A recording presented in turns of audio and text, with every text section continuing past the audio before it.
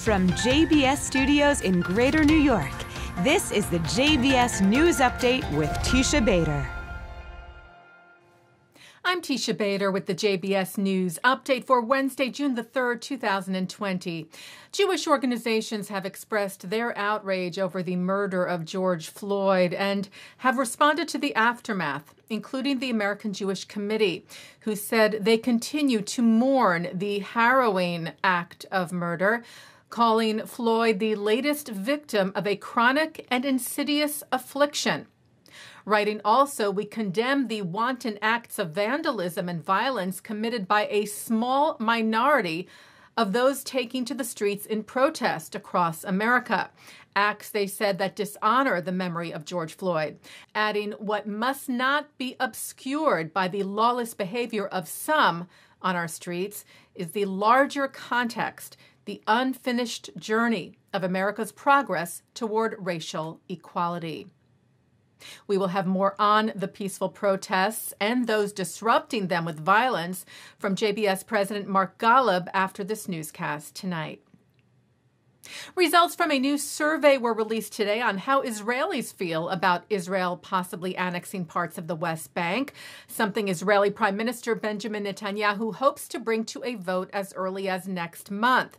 The Israeli Voice Index of the Israel Democracy Institute for May of 2020 shows 50% of Jewish Israelis are for applying Israeli sovereignty to parts of Judea and Samaria or the West Bank.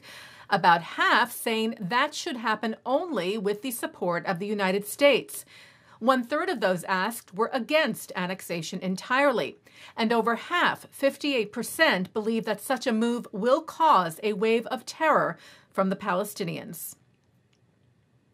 York University said it will implement new policies and procedures to ensure students can fully participate in campus life without harassment, intimidation, or violence.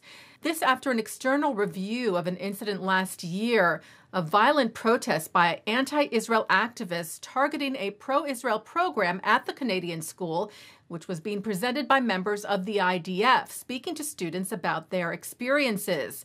The CIJA, the Center for Israel and Jewish Affairs, that serves as the advocacy arm of the Jewish Federations of Canada, Toronto Chair Barbara Banks said today's announcement was a welcome step towards ensuring a healthy campus environment.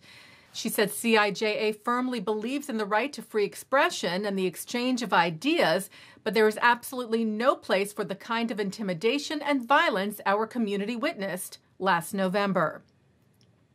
Serbia announced that it has adopted the IHRA, the International Holocaust Remembrance Alliance's definition of anti-Semitism, the 11th country to do so.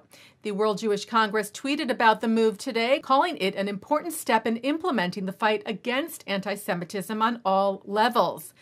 The definition, which includes hatred toward Jews and against Jewish community institutions and religious facilities, also notes that while criticism of the state of Israel is legitimate, manifestations might include the targeting of the state of Israel conceived as a Jewish collectivity. The Jewish Chronicle reports that Israel's embassy in Belgrade welcomed the move, stating that it will help Serbia in recognizing and prosecuting cases of this dangerous phenomenon. Taking a look now at our programming for tonight, for Wednesday, June the 3rd. At 7 o'clock, it's episode 6 of the Israeli series, A Touch Away. At 8, remarks from Dr. Jacques Gauthier on Jerusalem sovereignty. At 9, Israeli author Yossi Klein Halevi talks about the history, impact, and implication of Israel's dramatic military victory in 1967. At 10, former Israeli ambassador to the UN Ron Prasor and former ambassador Salai Meridor and Knesset member Ayelet Nachmias Verbin offer their perspectives on the U.S.-Israel relationship. And coming up next, as mentioned, JBS President Rabbi Mark S. Golub offers his commentary on how legitimate peaceful protest marches are being used to spawn wholly illegitimate mob violence that overshadow the concerns of racism in America.